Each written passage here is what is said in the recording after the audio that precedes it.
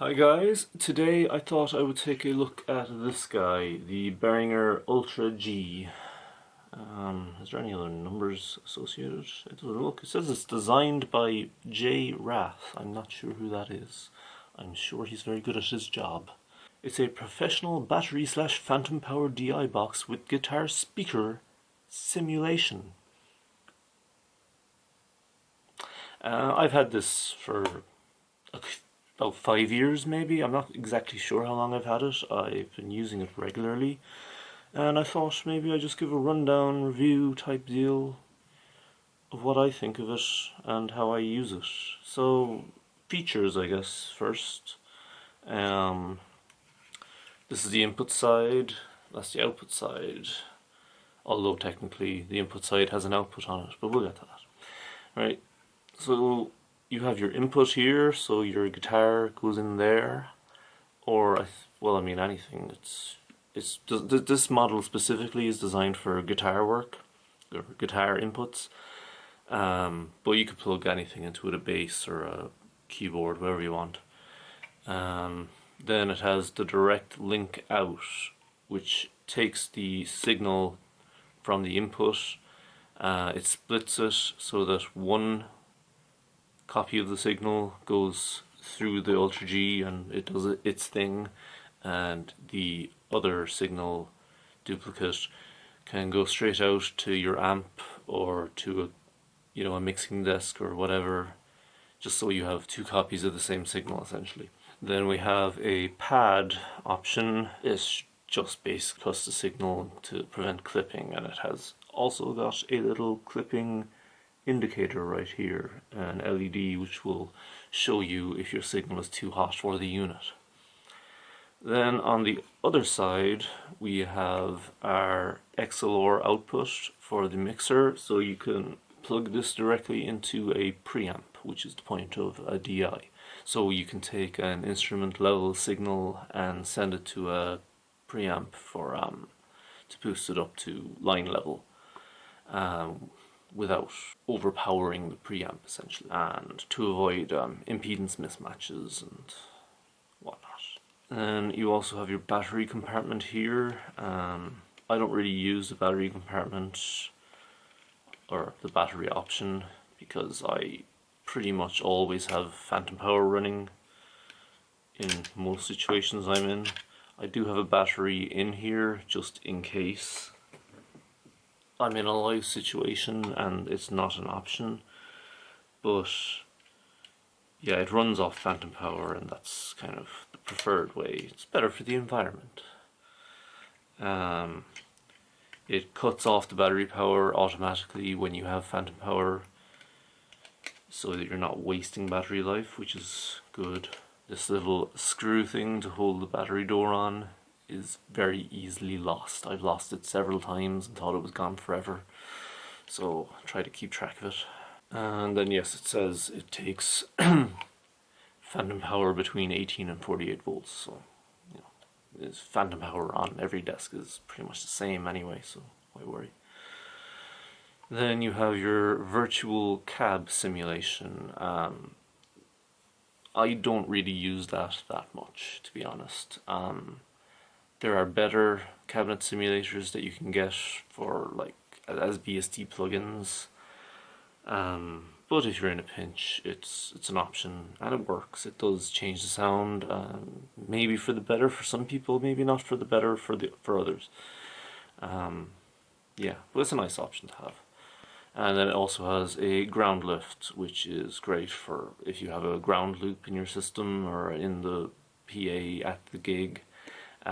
You can switch it on or off and see if it eliminates some noise that you don't want.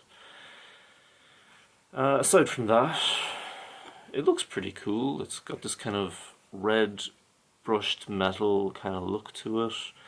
It has these four kind of outside bits that act as very sturdy feet when it's put on the floor. I used to try to mount it to my pedal board and they actually made that an awful pain. But I don't know, you can probably detach them pretty easily. They've got screws in them. I'm not sure if that would start detaching the face plates of the actual unit if you unscrew them, but yeah. So how about we take a look at how it sounds.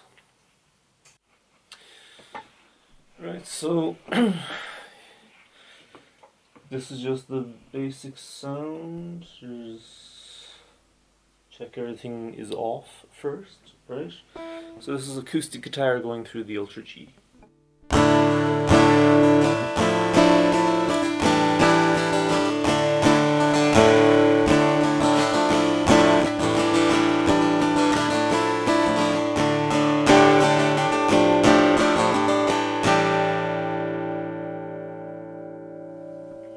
Right, then we can switch on a pad.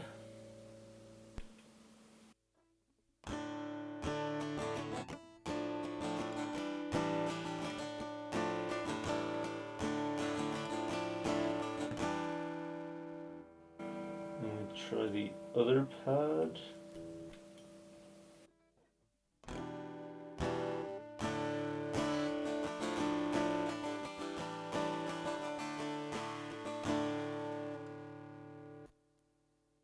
And both on at the same time.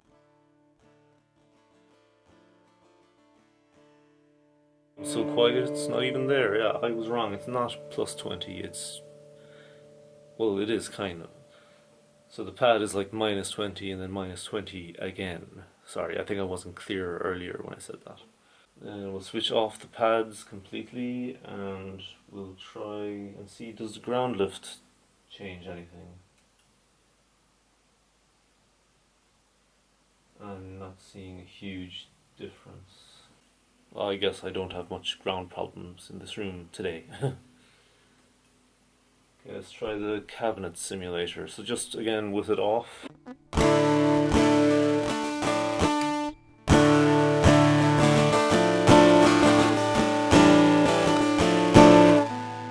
then with it on.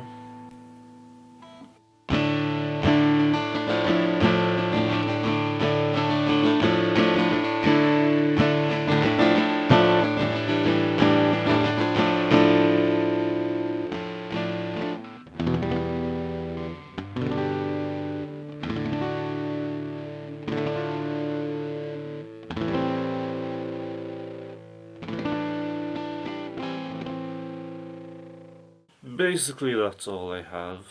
It's a great little unit. It costs about €30, I think, depending on where you buy it.